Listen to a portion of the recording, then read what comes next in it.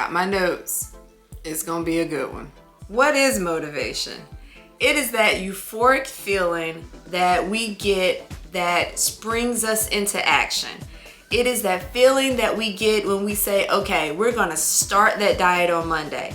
It is that feeling that makes us spend all Sunday afternoon meal prepping in the kitchen. It's that feeling that makes us set out our workout clothes the night before. And it's the feeling that makes us spring out of bed at 5 a.m. when the alarm clock goes off for our workout. But what happens when the motivation is gone? What happens on day 4 when that alarm clock goes off at 5 a.m. and we just rather sleep in?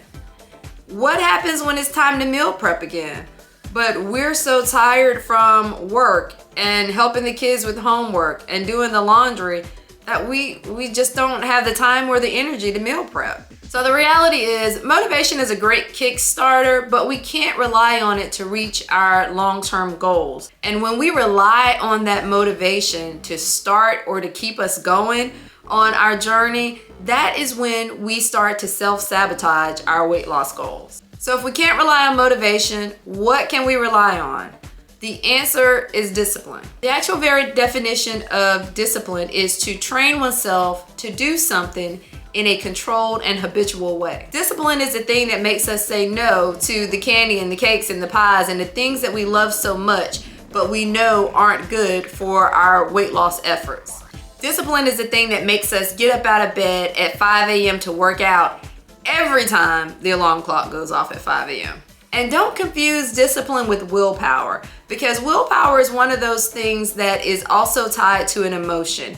You have willpower if you can do something. You don't have willpower if you can't do something. And it has a negative connotation and is tied to an emotion. On the other hand, discipline has no emotion.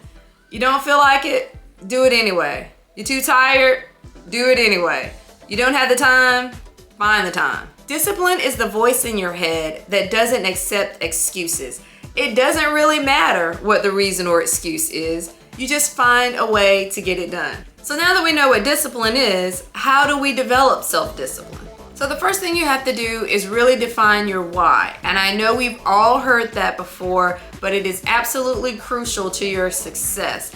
And your why can't be superficial. It really has to be something. You have to dig deep to find your why. It can't be simply because I want to look good in a bikini, or I want to look good in that dress on my 40th birthday. Like those things, those goals do not sustain you in the long term. You really have to dig deep, get in there and pull it out. Why it is that you want to be successful this time. Now, if you've watched some of my other videos, then you know my story. I lost a daughter shortly after birth. She was supposed to be my running partner. We were supposed to run races together, and that dream was snatched away from me 12 minutes after her birth. And after that experience, I stopped running. And so I decided on this journey that my why was to get back to running again, to get back to that very thing that I love to do, that thing that I wanted to do with my daughter that I wouldn't be able to do, but that I could do it in her memory. I couldn't run with her physically, but she would always be with me in my heart. And so my why was to get back to running, get back to that thing that I had loved to do so much. And that is the why that keeps me going. When I don't want to run, it keeps me going. When I don't want to eat healthy because it helps my runs, that keeps me going. That keeps me saying, okay, I need to eat cleanish. I need to get back to eating clean. I need to clean up my diet. I need to be sure that I'm consuming enough calories because I need to keep running. Because of my why. It's the thing that makes me get up at 5 a.m. every morning to get in the workout, because I want to continue to run because of my why.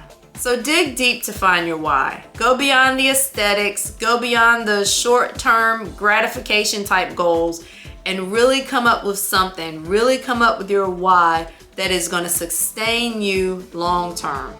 Once you've defined your why, the next thing to do is to set a goal, one goal that you can focus on that your why is based on.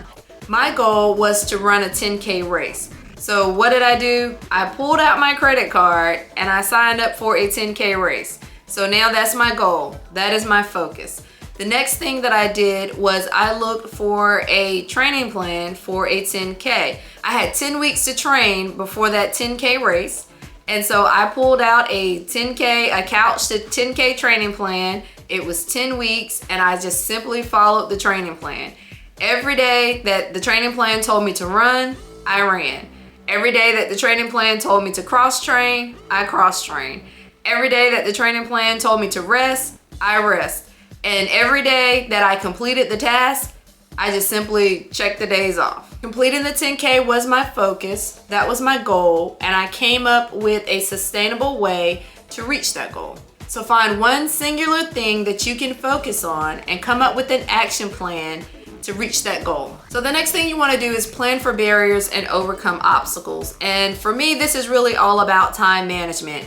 You really want to be able to be forward-looking and identify those challenges that are gonna get in the way of taking the actions that you need to take to get closer to that goal. I am a wife, I am a mother, I work full time, I spend half my time working at home, but half my time working in an office, which means I have a commute. And so my biggest barrier, my biggest challenge is always time. How do you find the time to do this? So I'm always having to look forward into my week and figure out where are those time gaps where I can get things done.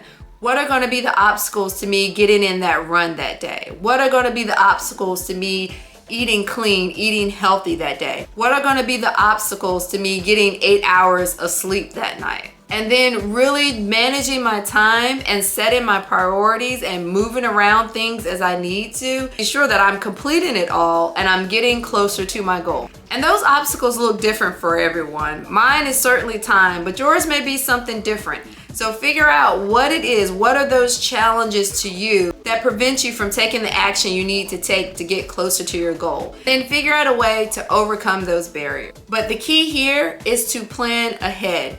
When we try to do it in the moment, when we try to do it on the fly, that's when our plans kind of falls off the rails. The key is to plan ahead. So the next thing we need to work on is replacing bad habits with good habits. And this video series on self-sabotaging habits is really what this is all about. Really honing in on those things that we do, and it's usually all up here, right? It's usually things that we tell ourselves, but really focusing in on some of those bad habits, that hamster wheel that we can never seem to get off of, and really trying to replace those bad habits with good habits. And remember the last video on perfection? This doesn't have to be done all at once because there may be a couple of bad habits that you need to break. Here is to focus on one at a time. Now I will tell you that one of my bad habits is hitting the snooze button on the alarm clock. Drives my husband nuts. He's like, if you set the alarm for a certain time, when the alarm goes off, you need to get up. And I'm like, I get that.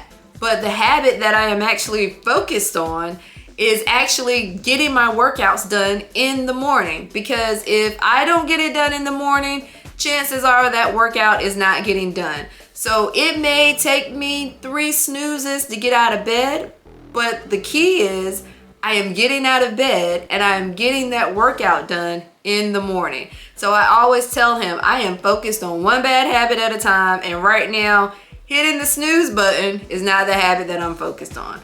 Again, it doesn't have to be perfect, but you have to hone in on those key bad habits and start making better decisions. And then once you have those habits under control, then you can move on to other bad habits that you need to focus on. Finally, use visual aids to document your progress, just to see the obstacles and the challenges and the things that you've overcome just to get closer to your goals. Now, I documented my entire journey in videos and pictures. I have so many videos and pictures on my phone that I'm usually having to delete stuff off of my phone every day just to record new stuff. I ended up having to go out and buy some memory cards and then some external hard drives to move all those videos and pictures over. So I have been really documenting my progress, and I can look back and I can see my progress from 2 years ago. And a lot of you are here because you found my short where I was running on the treadmill, and I showed my transformation from me running on the treadmill. It's because I documented my entire journey. I got videos like that for days and days and days.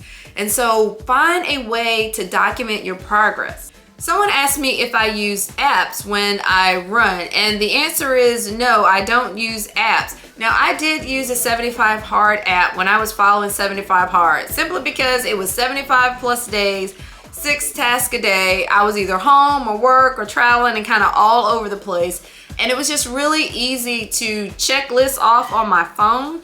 But I really am a pen and paper type girl. And so what I do, if you can see this, this is my actual training plan for the marathon that I'm about to run. And I print it off and I keep it in my desk drawer. And as I complete a run, I just simply mark them off. And then when I get to the very end and I run that race and I mark off that final race, I have a visual, something that shows me all of the hard work that I put in, something that shows me all of the sacrifices that I made, something that shows me all of the discipline that it took to get to the end and to reach that final goal.